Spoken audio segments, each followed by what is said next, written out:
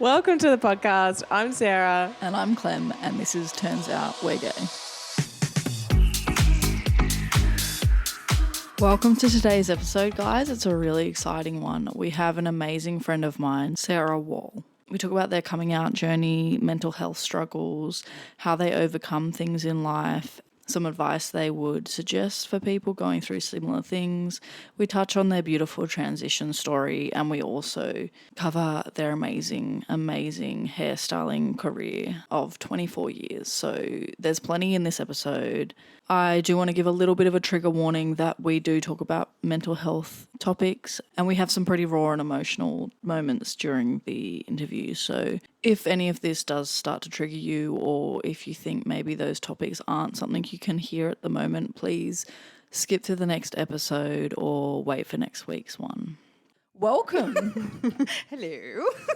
I warn all of the listeners today that this might be a bit of a mess, this episode, with all of our brains combined. Ding, ding, ding, ding, ding, ding. All right, so we've given you a bit of an intro, but for the listeners who don't know you, Who are you, Sarah? Tell us a little bit about yourself. Yep, cool. Well, I'm Sarah Wall. I recently turned 40. I cut hair for a living. I love Lego. I'm a bit of a nerd. I'm a Fortnite fan. Yeah, I'm just me, just doing life. Yeah, I love it. Doing life. We connected via TikTok originally. Good old TikTok. It brings lots of friendships, relationships, all sorts of things to your life. Colourful. But yeah, we connected via TikTok and then ended up having a bit of a meet up with our little group and sort of Is it Sundaylicious, was it? Sundaylicious, a good old queer event. I don't think anyone remembers half the night. Yeah, we connected online, and I have something I've always talked about on these episodes is that that's a really good space, obviously considering safety and being sensible, but it is a really nice space for queer people to have, given that a lot of communities don't have a lot of queer people in it, and it's also hard for, you can relate as well, social anxiety queens. It's not so easy to go out and just meet people and things like that, friends and relationships and whatnot. So we were lucky enough to cross paths and keep in touch and things like that. And we're super excited to have you on the podcast. Yes, we Thank are. you. Thank you. And how long now do you think it's been that you two have been friends? Too long. Yeah. I'm counting down the bloody days. Bye. After this Is actually over. farewell. No, it would have been about a year, a bit over a year, but a year and a half now. It was back in May. Yeah, right. Okay. Yeah. I don't know, last year. Yeah. Time flies when you're having fun. I'm interested to know because we did an episode on TikTok Tinder because that's obviously how we met, but meeting friends online is quite different. How have you found it? I know this has got really nothing to do with As we've your just life. we've just gone through the plan of the episode. I and know. Sarah's already gone off I know, track. I'm already off on a tangent. But the reason why I ask is because we get a lot of questions coming in about how do I meet more people in the queer community? How do I meet a partner in the queer community?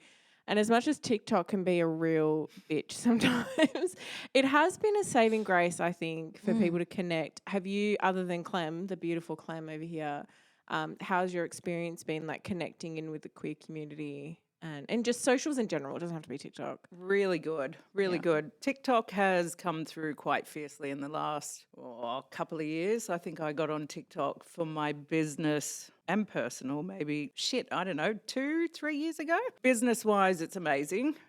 Friendship-wise, it kind of for the connections that I've got right now are more I guess your old school pen pals, but it's all social media.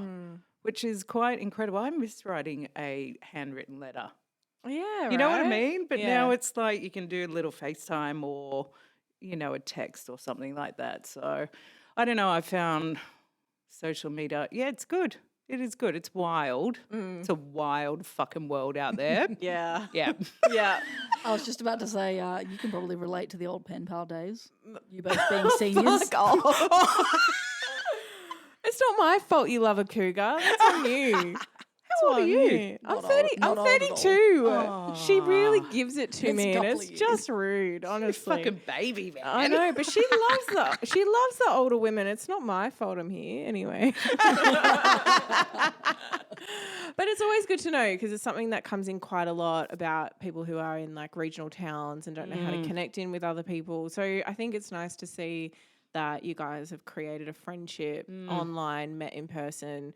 You both have social anxiety, which is hilarious that you were able to even get to the location to meet each other. And then what that's flourished into. So just to show that if you really put yourself out on social media, you might make some friends.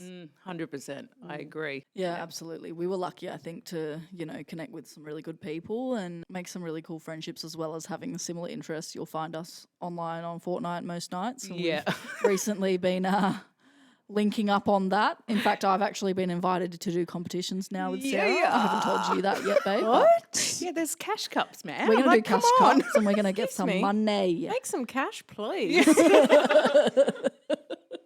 You can play Fortnite all night long. I'll never complain again. I'll come back with $2. Perfect. Okay, well, why don't we jump into your coming out story and what that's been like for you? Let's go back to baby queer, Sarah. Baby queer, Sarah. Shit, that seems like just a different life. My coming out story, I came out to my brother and his girlfriend at the time, is now wife. They are amazing. We actually went to DYRSL for a beer, first legal beer. But I'd been in there a couple of times before because, I'm a little bit naughty. But coming out to them, I had a partner that I would drink champagne in my room with. So romantic.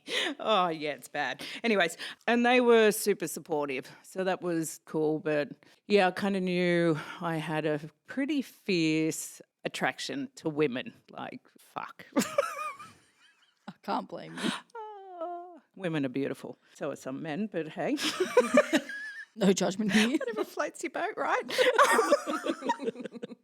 Yeah, I think like coming out to them was pretty big, and I think because I had that support from them at the start, it was hard coming out to my ma. When I did, I said to her, X, Y, and Z that comes over and I hang out with, they're my girlfriend. And she was like, what? I was like, do you hate me? And she's like, I'm going to have to think about it. And dinner was literally on the table waiting, and I was like, oh, fuck, what do I do? And I called my brother, and he was like, it's okay. Just go and sit down and have dinner and have a chat with mum and dad. At that time, mum was like, Oh. are you there? Are you okay? And dad was like, we support you no matter what choice you make. We just want you happy. So, and it kind of went like this over life. But yeah. We've obviously spoken about this off the podcast, but the whole idea of the podcast is to bring these sort of stories to light and unpack things a little bit so that people can feel seen and relate to things. And you mentioned, that you've had troubles with other family members, and we don't need to go into details of who or whatnot, but talk us a bit about how you felt when other family members didn't receive it so well, what it made you feel and how you sort of went about moving past that. Yeah, I feel like I'm speaking to my therapist. Like what I'm learning at the moment is talk about how you actually feel. Like what does that feel for you?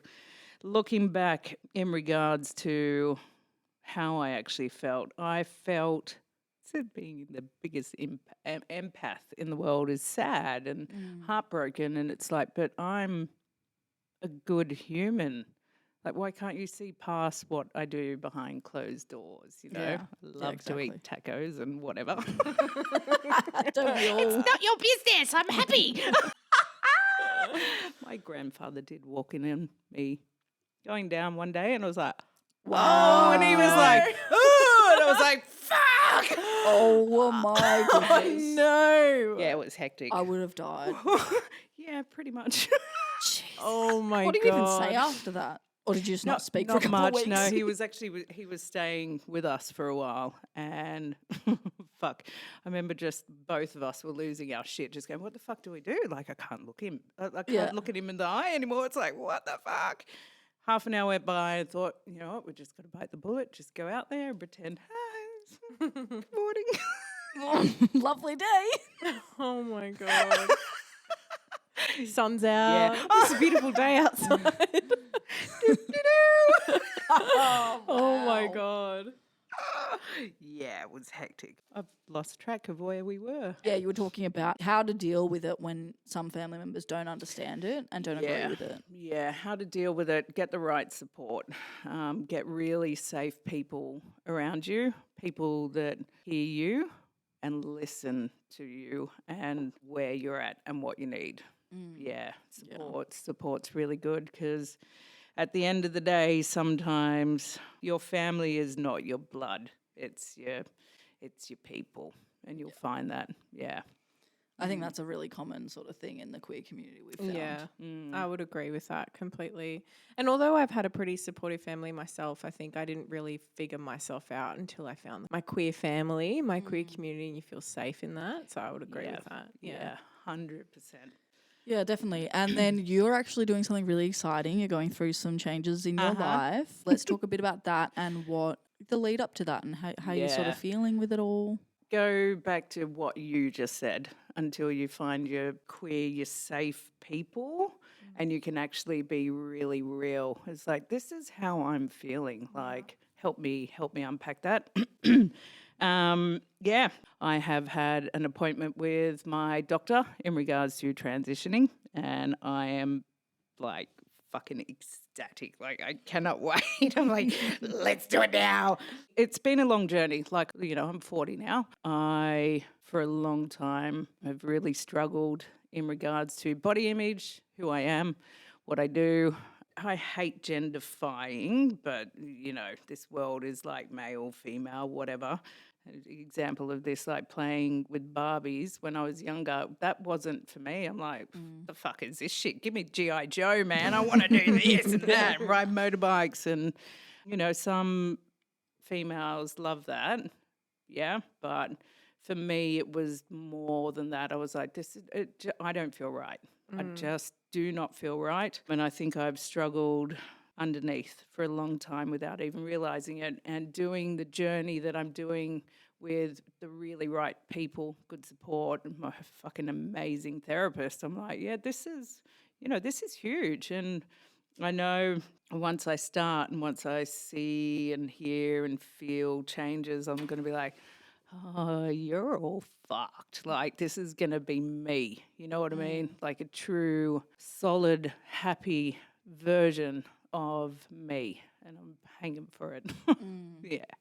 I'm so proud of you, like Thank as a you. mate, but also just as a fan almost of you in life and what you do. And you already do such a good job at making a safe space for people within your work, and we'll talk about that soon. But Thank you. also in general, like, you're just a very welcoming and kind-hearted person. And I think, it's easy to mask, as you said before, it's easy to mask yourself and mask your feelings. And as a mate, I would never have guessed that, you struggle with certain things and whatnot. And, you messaged me prior to coming on here just sort of saying, look, this is what I'm doing at the moment. Is that going to be any sort of issue? And we were both like, absolutely not. Whatever makes someone happy and makes them themselves, we're here for. And we're really blessed and thankful that you're happy to share that sort of journey. And you're obviously at the very starting phase. And I'm sure as much as it's super exciting, it would be nerve-wracking. So thank you for being vulnerable and sharing all of that. And we're super excited to see the changes and see you just be more yourself. Yeah.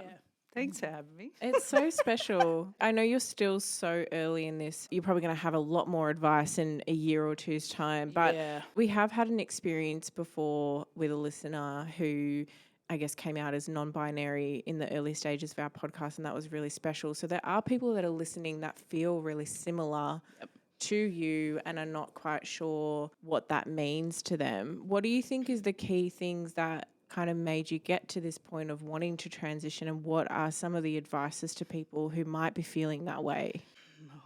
Cut out the outside noise. Outside?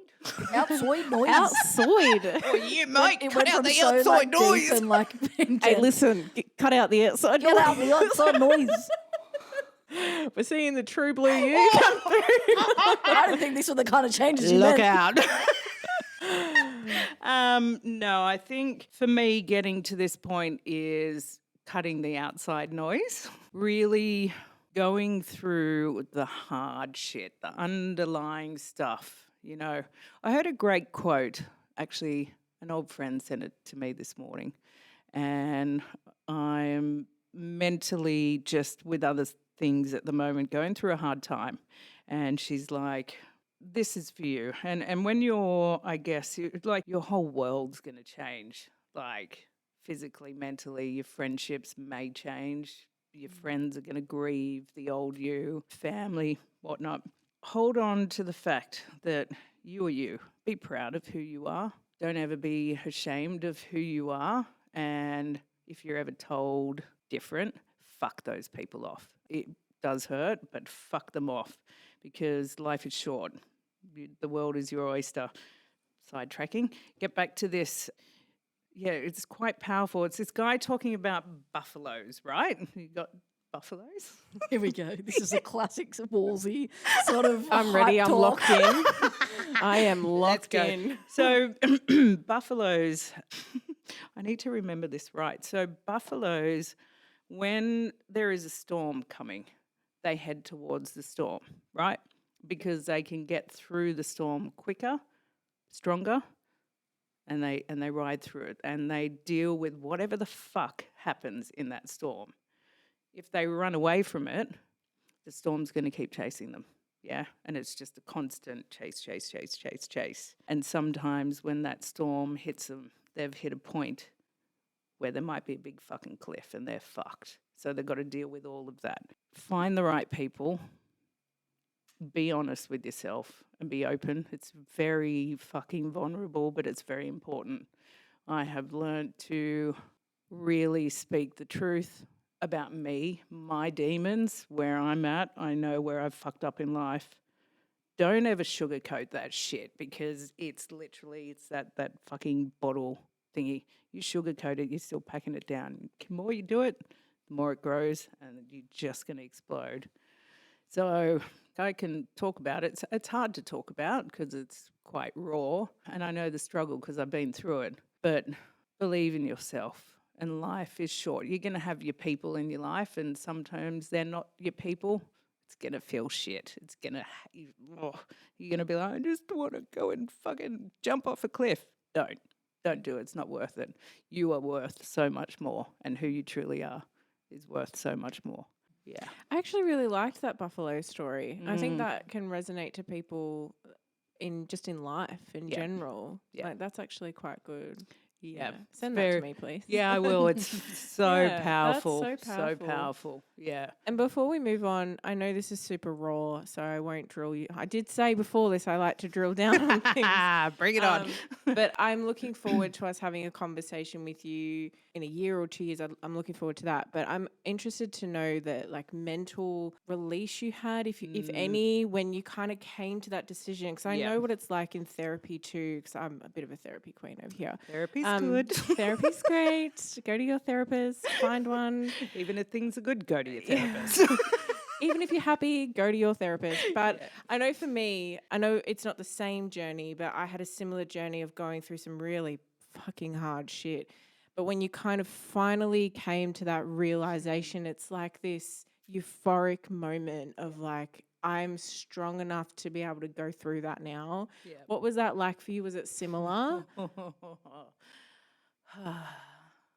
Fucking incredible. Like my whole family knows, my friendships, like, and I'm starting to tell clients, it's like I knew freedom, but this is another level of freedom. It's like a fucking hey. You know what I mean? Like, I should do that in a year. Before and after. Yeah, it's people are like, oh, I feel like I've had 1,000 kilos lifted off me. It's similar to that. It's like I see clearer, I feel clearer, I'm more confident. I'm like, yeah, fucking let's go. Like this is it. And it's shit that I'm 40. It's like half my life, but I'm going to make the most of what I've got. Whatever's left of me now is like, look out, everybody. It's good. Bring it on. So excited. Literally look out, everyone. I've seen it firsthand. I love it, and I think we've all had our own unique experiences with it. It's such an awesome feeling, hey? Yeah. Wish I could share this feeling like, Honestly, if you could bottle up and sell it. oh, So let's talk about your hair stuff. I'm really interested in it because I think hair, some people might think like, oh, it's just your hair. But I actually think it's a huge identity to someone and how they feel in themselves. So why did you choose to become a hairstylist? I didn't choose. Okay, you fell into it. I did.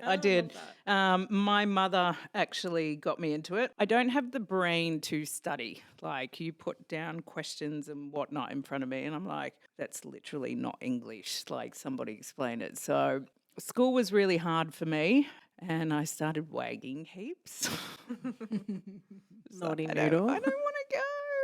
And I was working at Woolworths as a checkout chick, and I fucking loved it. Like, it was the bomb because I was working on Express, right? So I would actually get the regulars come through, and I was working pretty much full time. So I would end up doing these. Like, at 2 groceries, it'd end up being like half an hour conversation. Even though I've got social anxiety, it's weird. I think it's a safe space. It's very odd. But I then started to do my own hair, like shave it and colour it at home, and Mum kind of picked up on it. And I came home from a shift. I quit school halfway through year 12, and Mum was like, you really need to get a career. And I was like, I've got a career. I'm like happy as fuck, man. And she's like, no, you should really get a trade, like something that you can travel with, grow. And I was living under her roof at the time, and she had actually circled a job in the paper for hairdressers. Tiny little hairdressers in Seaforth in Manly, near Manly. So I thought, you know what, I'll do her the right thing and go for an interview. And went for an interview, had a trial on the Saturday, and I got the job. And here I am 24 years later. And she was right. I've travelled. I've been to LA. I've been to Thailand, like all with my career. And I'm just like, wow, you really saw me back then, so I fell into it because of my mother. And I'm very proud to share that story. I think it's important to share that story. She's a good egg. We've had our times, but at the end of the day, even now, she is my 100. She's my 100. If that makes sense. Yeah, it does. Yeah, like Yeah. I fuck up. I'm human. I've done some shit stuff. And she's like, come on, come on. And I'm like, okay, I fucked up. I won't do that again. But there's always support and love Yeah. and care. And she hears and sees me. Yeah, absolutely. Sometimes it's you don't want to admit when your mum's right, but a lot of the time they are. Yeah. My mum's similar in the sense that she'll always, give the advice when she sees it's necessary, and you Yep. can always go to them when you've messed up or whatnot. And Yeah. it's fortunate to be in a position to have a parent that's in that headspace that can accept that and always be there. So I think I'll give her a heart attack one day, but hey. I am surprised you haven't already. To be fair. When you said I I go to my hear mum more with about this- these stories that you two have. Yeah, what is that, Clem? What are those I stories? don't think it's appropriate for this podcast. No, but I love hearing that, and I love you do hear a lot of stories about people in the queer community having no ties to their family or having no relationship to their family and whatnot. But I love to hear the positive stories and the amazing moments people have with their families and stuff like that. I know that you've had plenty of ups and downs with your family history and things like that. Yep. But to be able to, have some of them really be that rock and foundation for you is really important. And your mum really did see something in you because you've become like an icon in that space and, someone that everyone knows in that sort of area, but not only in hairstyling and hair cutting and things like that, but in the queer community you've created such a safe space for people from all walks of life. It doesn't even have to be queer. I know that you are just so welcoming and open to everyone in their life, and for someone like me who has found their identity and does present a little bit more masculine, I'm still very feminine and I still identify as a woman, and it's really hard to go into a barber. Like, I have an undercut. It's so hard to walk into a barber. I remember the first time I did it, it took me multiple attempts and I finally did it and it was fine.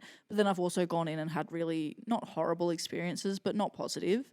And having you cut my hair once, I've sorted it out once. It's a mess again now, so we'll keep the hat on. But Excuse me, your barber's sitting right here. Yeah. Thank you very much. I'm sorry. Wow. You're Sarah, but not the Sarah for the hair. Oh my goodness. What an insult. No, but you've created such an awesome space, which is really necessary for people like me and plenty of other people that just can't be comfortable in things like barbers and things like that, because even you walk past and it's like men's only or something like that. It's so hard to feel comfortable in a space like that. So I think you've really filled a void there. Thank you. Was that always something that you were conscious you were doing, or was it just something because of your identity that you kind of fell into? From day dot, I think from life's experience, from child through to continuing now, I don't care whether you're gay, straight, bi, trans, furry, whatever it is. I want to create a space that you can come into and feel loved, welcomed, safe. Like, I have people walk in with high anxiety and I'm like, what do you need? Oh, I'm sorry. I'm like, you do not say sorry to me. Let's sit you down. What do you need? Life is fucking hard, and it's only getting harder with all the bullshit going on in the world. It's an hour of somebody's time to get a head massage, to have a haircut that makes them feel so fucking confident, not only for the one, like for the day that I've cut their hair, but for 6 weeks to 3 weeks, sometimes 6 months.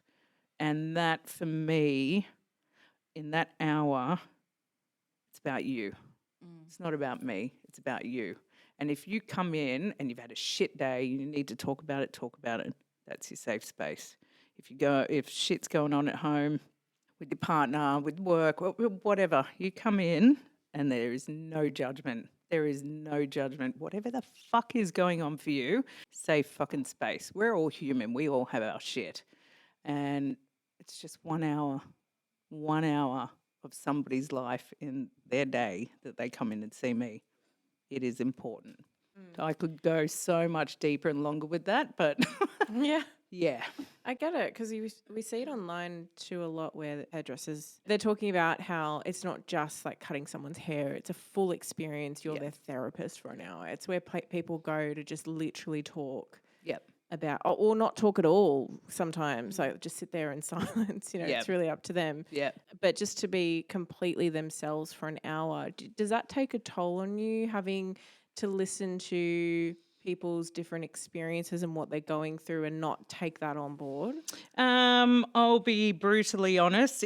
Sometimes it does. It depends on what's going on for me. 24 years experience within the industry. You can kind of you do these. I do Reiki as well. I'm like a Reiki level 2 healer. So I've learned to, put walls up in a way. Yeah, some days I go home and I'm like, don't fucking talk to me. It's not you. I'm just like, I've had people talk about suicide and abuse and, just really deep shit. And for me, as a human, it's hard to hear another human goes through that, Yeah. So that can be really hard. I'm interested in identity and expression, and I'm loving the videos popping up recently of like the before, and they're not feeling themselves and almost like a grayish look. Like they're just kind of like, oh yeah, my same old blonde hair, like nothing crazy. Yeah. Or even the transition photos of someone who is like going through a bit of a gender change. Yep. That must be really interesting to walk through that journey with a client and, seeing their face light up. Could you talk a bit about that and how hair can help someone express themselves, whether gender or just in general? Yeah. One client came to mind then. Him and I have gone from who they were at 13 to who they now are at 18. Going through a whole transition, like teenager, female, through to now male. And the whole aspect has changed. And who they are now, and the very first time I cut their hair, they had quite long hair. And there was talk about, oh, can you cut it a bit shorter? You know, it was that journey of, oh, maybe I'm feeling this, maybe I'm not. I don't know. Let's give it a go.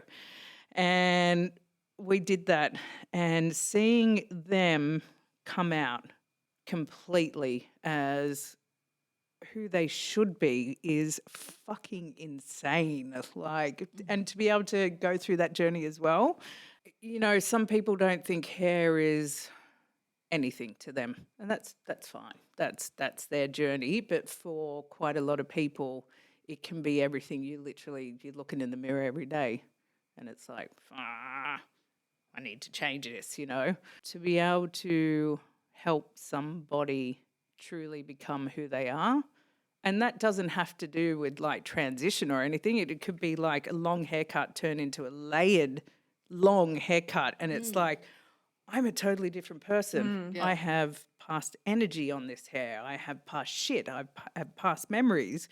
And you literally do a haircut and it's like, boom, you get a new job. They get a partner, promotion or whatever, because their whole like body just goes from to I'm ready to face the world. Does that make sense? Yeah. That's so special. And I know, like, for me anyway, when I get my hair done, it literally will just change my whole mood. And I think you're the same. Yeah, 100%. Yeah. 100%. Definitely with my current barber, I love it. But when I did go to the other Sarah for my haircut, that was a very special experience. I can't say anything right in this scenario. I'm offending someone. But, Interesting. no, but it's You can particularly... offend the one that's not qualified. Yeah, exactly. Yeah.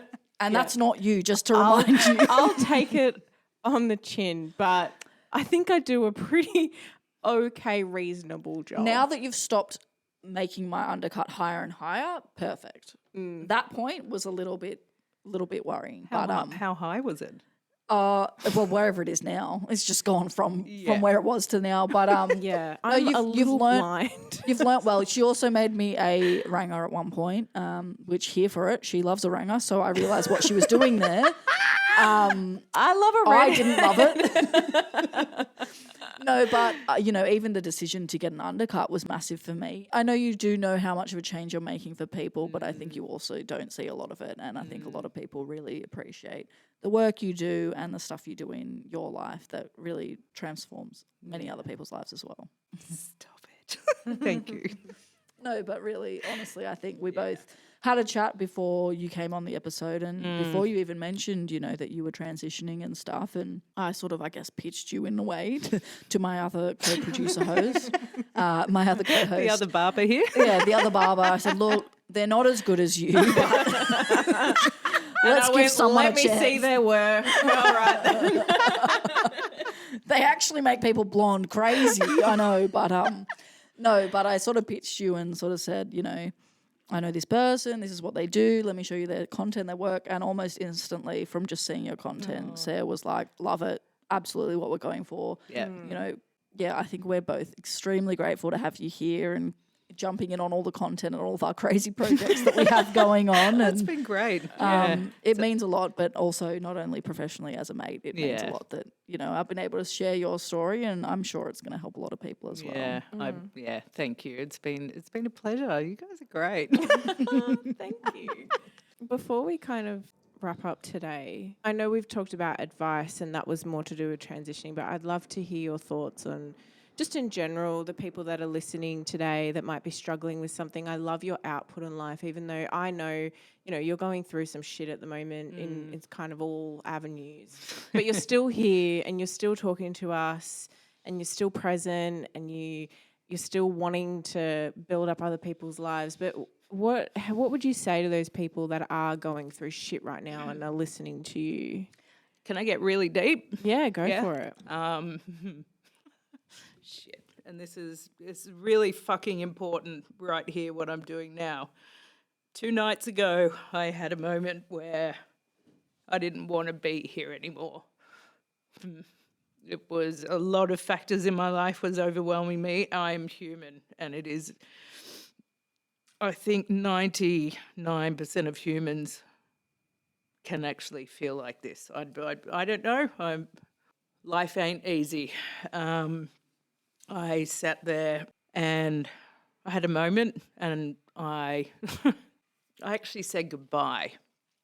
And I don't know what it was in me. I stopped and I thought, hang on a second.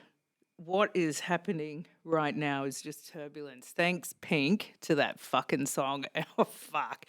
It's just turbulence. It's an incredible song. I sat and did something that I knew that would bring me back to, like, reground me, yeah? And it's listen to music and listen to Pink. We haven't mentioned, but Sarah is actually the biggest Pink fan in the entire world. And Pink, if you're listening to this. Yeah, I do have a portrait of you on my leg. It's not in a creepy way. I really want to cut your hair, like, seriously, man. I see potential in your hair. But no, just no matter how fucking hard life gets, you are not alone. And the darkness, and still today I'm still feeling darkness. You're going to be okay. And talk, please fucking talk. And I will say this honestly, if anybody out there is listening to this or watching this or whatever it is, fucking call me. Like, just call me. We are human. It is okay to feel. Just talk, because no matter what's going on in your head, there is no judgment. There is never any fucking judgment. Your life is too important. No matter how dark your headspace is going, you are important. You are here, you are seen, and you are loved. I love you, mate. And you have so much more to do in the world. Yeah. And so much more to show the world. Also, Pink's hair. You can't go before that. No. I'll put my scissors down and be like, I'm done. Tired. But that's exactly what I was about to say is look at what you have to look forward to, because I don't think we've actually met Sarah yet. And I've only just met you today, but that person's still to come, whether it's Sarah or someone else. Sebastian. We'll see how you feel with it. Whether it's Sarah, Sebastian, or Jeffrey. We don't know. We'll figure it out. Alan, Steve. I like Steve. Alan. I like Steve. But we still haven't met that person. I think anyone that's listening, you're still, every single day you're meeting a new version of yourself. Yep. And I'm so excited to meet Sebastian. Yeah, thanks. Me too. If it's Sebastian. I love it. Yes, I love it. Thank you so much for coming on. It's been such a pleasure. I'm so excited to chat with you again. And thank you for being so vulnerable. You have no idea the impact it will have on just one person listening today. Yeah, you are most welcome. It's hard to do, but I myself as well, it's important. It's very, these moments, we are all human and we all feel, and it's okay. It's okay. Yeah. You're going to be okay. You're gonna be okay. Oh, don't get us singing. Get me singing. Oh, no. Not the time, Sarah. I'll never stop both of you. That one goes as well. Right. Both waiting Get the with clicking the mic. going. Oh, stop. Get the alligator. I'll get the spoons. And that's a wrap, guys. Bye. All right. We finish off the podcast off, as you probably know, with 1, 2, 3, love you, bye. So we get it all in sync. Let's really try our best to get this right.